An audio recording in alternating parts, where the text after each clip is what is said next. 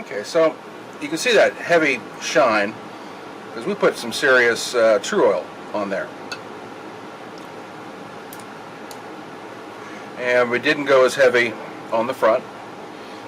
Just has a little bit of shine, which would be normal for the grease and wear and tear and whatever your fingers actually kind of do to this stuff.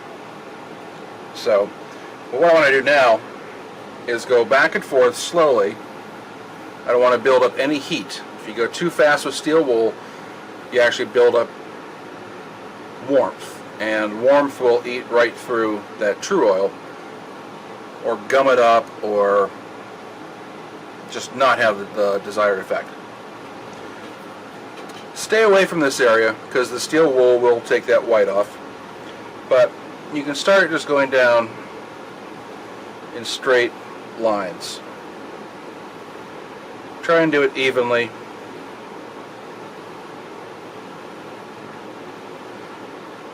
And the idea is that you're wanting to take off some of that shine.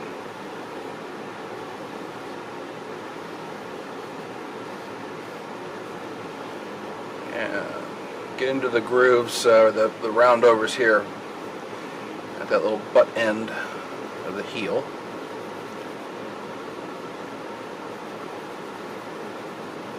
Okay, so I've done one pass. Wipe it with a paper towel. And I can feel it's already getting a little slicker. And no graphite is coming off. So we're not breaking through that layer, we know that. Now I'm just going to keep going.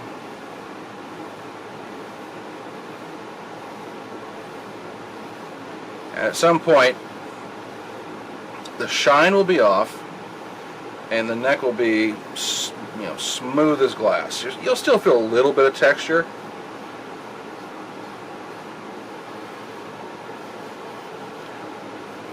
but as soon as you grip it, you know that it's a well-worn neck, and it's very comfortable.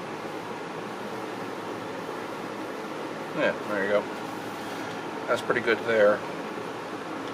Well, the neck is nice at this point. And I'm going to hold this real light, no pressure, and just go back and forth. Move it all in one direction. Don't do swirls. Don't go across the grain.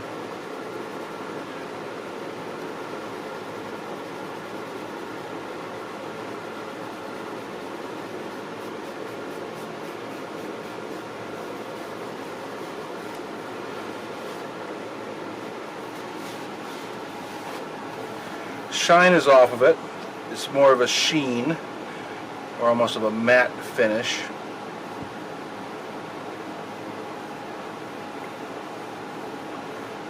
Feels good. Feeling for any rough spots or any areas that might need done a little bit more. Yeah, it feels nice. All right, the back is done. That's that light sheen. Certainly not a big gloss like it was. A little bit got onto the white, so real lightly. Now it should be completely taped off and you shouldn't have this issue. But maybe it's good that we did, just so we could cover it.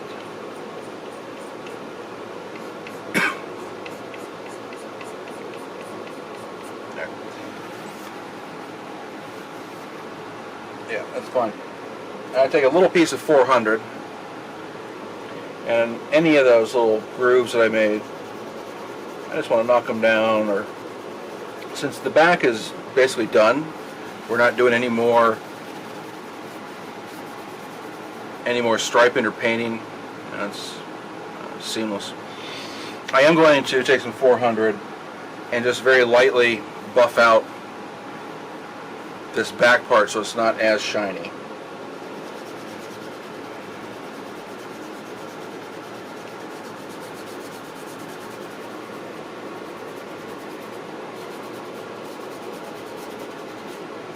There's no need to do this, just so you know.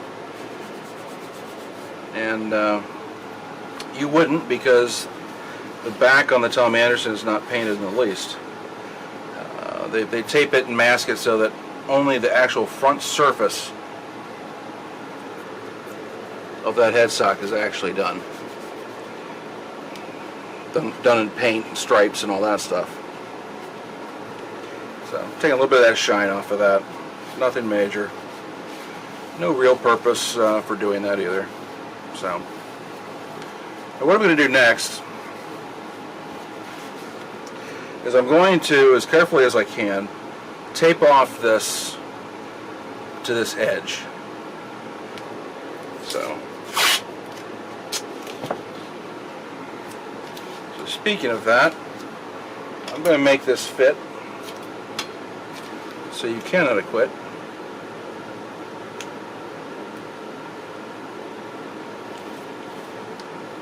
Just like that. A little trim there. And I now do not have to worry about overspray right there. And there's one other spot you have to worry about. Make sure that there's no overspray. And that is for the Floyd holes. See, it's right there. And I know it's well hidden underneath that lock nut.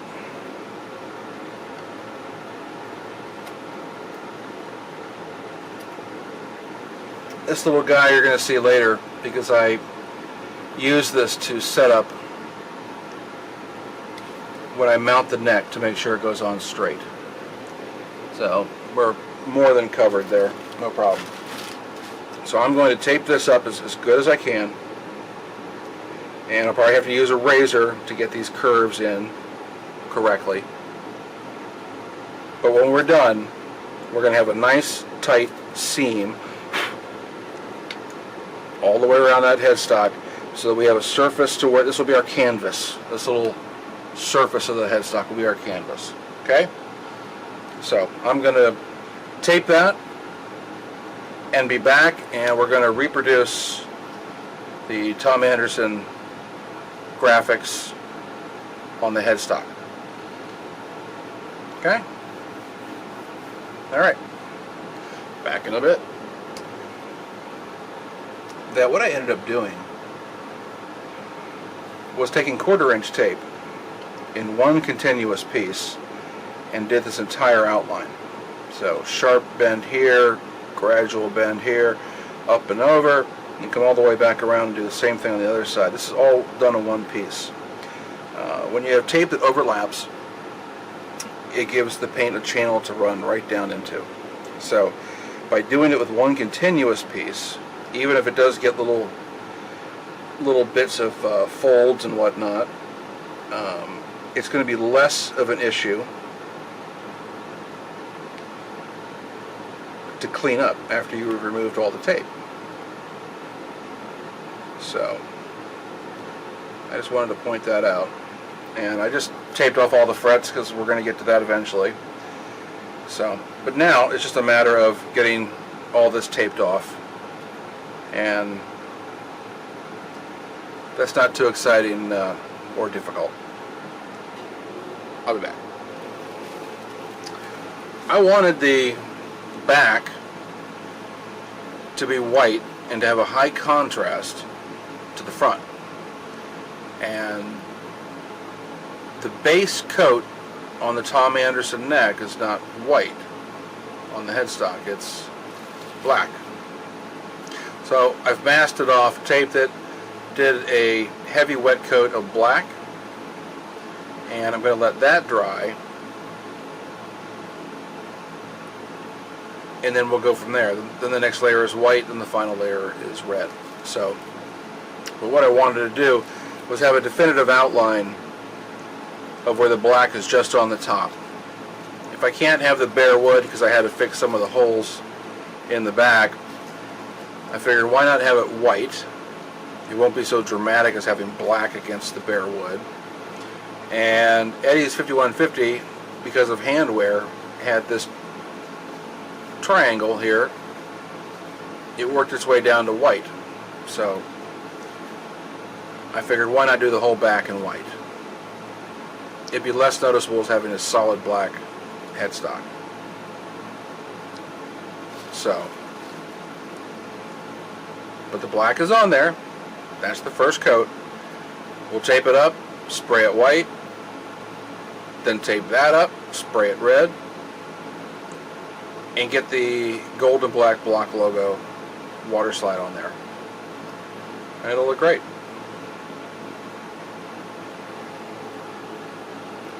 Alright, so I've got it taped up. It's not all that involved for the white layer. So that's all it is. I'm going to spray the white, let it dry, and then go on to the next step. Okay, so I'm going to go spray, and we'll move on from there.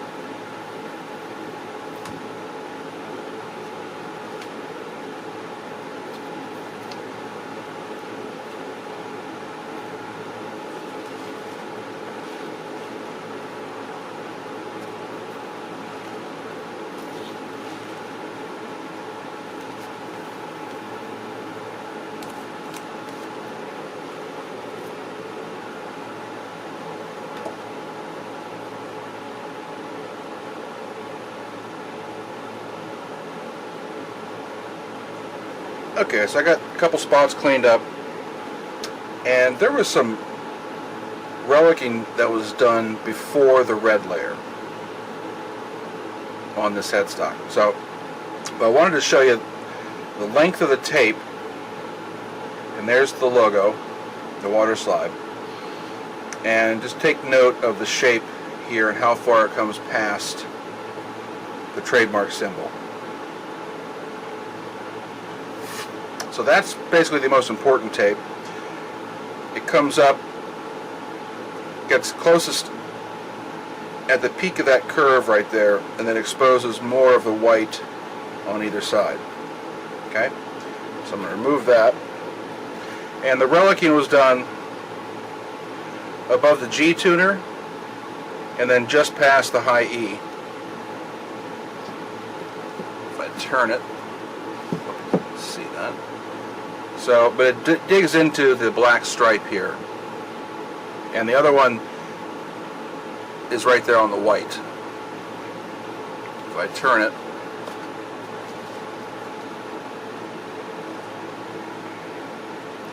you should be able to see now. Here and here. It's not a ton, but it's enough. That's where we are. I'm going to get this finished up, and then I'm going to spray it red, but I'm going to make sure it stays transparent. And it's a different shade of red than the super red 2 that we use for the Franky body. And I use a flame red. It's a little darker and remains transparent. And you want it to look different than the Franky, the body itself. You don't want to use the Wimbledon white, you don't want to use the super red 2, because it was done much later. It was around 1993. So at that point, it had been painted for 15 years, had all the use and abuse, nicotine, stains, gunk, sweat, everything else, and that color of red was long gone. So they got fairly close, but it is noticeably different. So I'm going to finish taping this up real quick, and then I'm going to spray it transparent. And it's actually a little more transparent than what is done on the Franky body. Okay, I just shot the red.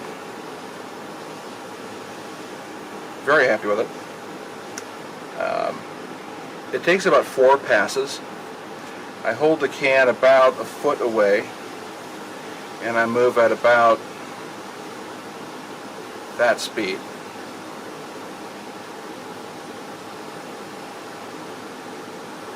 When it first comes out, you get this pinkish color, totally normal.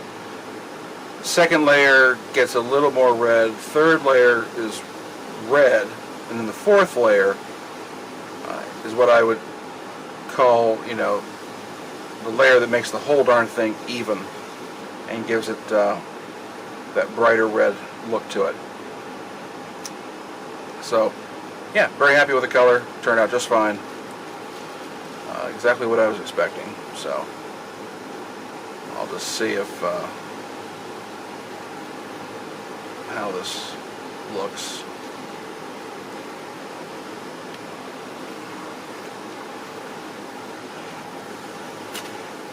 Yeah, so that's what we wanted. You can still see how much is transparent with the black coming through. Yeah, so that's going to work out just fine. I'm going to remove all the tape, including the sides, the back, everything. Clean it up, any runs or any little whatevers that we need to remove. And the water slide decals, the ones you get on eBay, there's one seller who sells most of these. It's a very, very thin material. So when we go to put this on, you want to be really, really careful handling this water slide. The ones that I make for the beak neck and 5150s and all that is a much thicker stock and works out just fine. But this one is very, very thin. The slightest crink is just going to rip right through it. I've ruined multiple ones of these in the past. So I just wanted to give you a heads up. So let me get all the tape off of this, and then we'll take a look at it.